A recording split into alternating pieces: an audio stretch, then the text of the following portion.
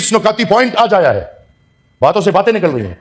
یہ جو 20 نکاتی پوائنٹ اور جس میں بولا گیا ہے ٹرمپ نے کہ یہ ہمارے ساتھ پاکستان والوں نے مانا ہے, یہ کس پاکستان نے مانا ہے؟ I as a senator don't know it. یہ میرے سینیٹر دوست بیٹھے, کوئی بتا دے کہ یہ 20 نکات جو پاکستان جا کے مان چکا ہے, کسی کے ساتھ کوئی مشورہ ہوا ہے, یہ حکومت والے بتا دے. طارق صاحب بیٹھے, انفیکٹ وہ بتا دے. میرے خیال میں I'm sorry to say, لیکن the facts are a bit different. So I request the government کہ the prime minister اور چیف جب بھی واپس آئے, I don't know آئے ہیں نہیں آئے, لیکن وہ جب بھی واپس آئے ایک جوائنٹ سیشن ہونا چاہیے. اور یہ جو اتنا بڑا سودا ہو رہا ہے, اس سودے پہ جو سوداگر ہے, اور ہمیں پتہ ہے کون بنا ہوا ہے آج کل سوداگر, وہ پارلیمان کے سامنے پیش ہو اور وہ پارلیمان کو بتائے کہ یہ کیا ہو رہا ہے.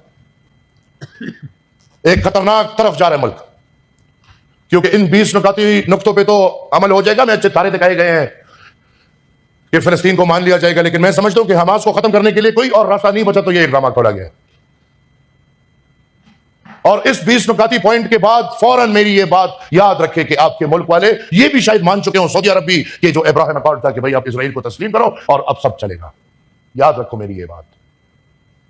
اور پھر جو زہر ریاست پاکستان نے پچھلے 70 سال سے اسرائیل کے خلاف اپنے شہریوں کے اندر, دماغ میں اور دل میں گھسا چکے ہیں, اس زہر کا کیا کرو گے؟ اتنا آسان ہے کہ بھئی فیلڈ مارشل کو 4 تارے والے نہیں 6 تارے والے بھی ہوں, لیکن جو ادھر ماحول بنایا گیا ہے, یہاں پہ اسرائیل کو تسلیم کرنا آسان نہیں ہوگا.